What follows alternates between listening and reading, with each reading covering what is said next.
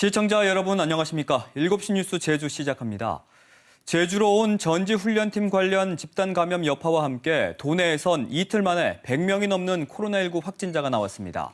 제주도 방역당국은 전파력이 높은 오미크론 변이 확산에 대비해 방역 의료 체계를 전환하기로 했습니다. 첫 소식 신익환 기자입니다.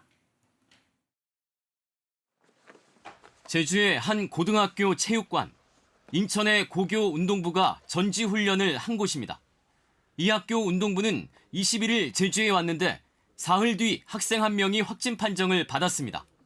이후 지금까지 45명이 추가로 확진됐습니다. 특히 이 학교 운동부는 제주도나 행정시에 신고는 하지 않고 훈련하는 학교에만 음성 확인서를 제출한 것으로 드러났습니다. 그 음성 나온 확인서를 제출해라 해서 21일 날 오해 왔을 때 전부 다 제출받았고 그렇게 해서 같이 훈련장을 개방하게 된 겁니다. 학교 체육관이 공공체육시설에는 포함되지 않아 방역수칙을 위반한 것은 아니지만 전지훈련 선수단 관리에는 사각지대가 있던 겁니다. 서귀포시에서도 전지훈련 관련 집단 감염 사례가 터져 나오면서 제주에선 이틀간 100명이 넘는 확진자가 나왔습니다.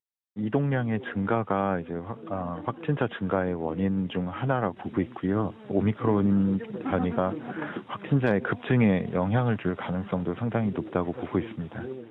제주 지역 오미크론 변이 바이러스 검출률은 7.4%로 전국 검출률 50.3%에 비해선 비교적 낮은 상황입니다. 하지만 제주도는 오미크론 변이 바이러스의 빠른 확산과 우세종화 등에 대비하기 위해 오미크론 대응 단계로 전환하기로 했습니다. 핵심은 고위험군을 신속하게 진단하고 치료하는 겁니다. 역학조사는 기존의 접촉자 전수조사 관리 방식에서 가족과 60대 이상, 감염 취약시설 등 고위험군 중심으로 전환됩니다. 먹는 치료제도 기존 65살 이상에서 60살 이상으로 투여 대상이 확대됩니다. 진단검사는 60살 이상이나 고위험군 중심으로 이루어지고 경증 무증상자는 선별검사소에서 자가검사를 먼저 하게 됩니다. 한편 오늘 0시 기준 도내 백신 1차 접종자는 58만 1000여 명으로 전체 도민의 86.5%, 2차 접종자는 85%이며 3차 접종자는 47.7%로 집계됐습니다. KBS 뉴스 신익환입니다.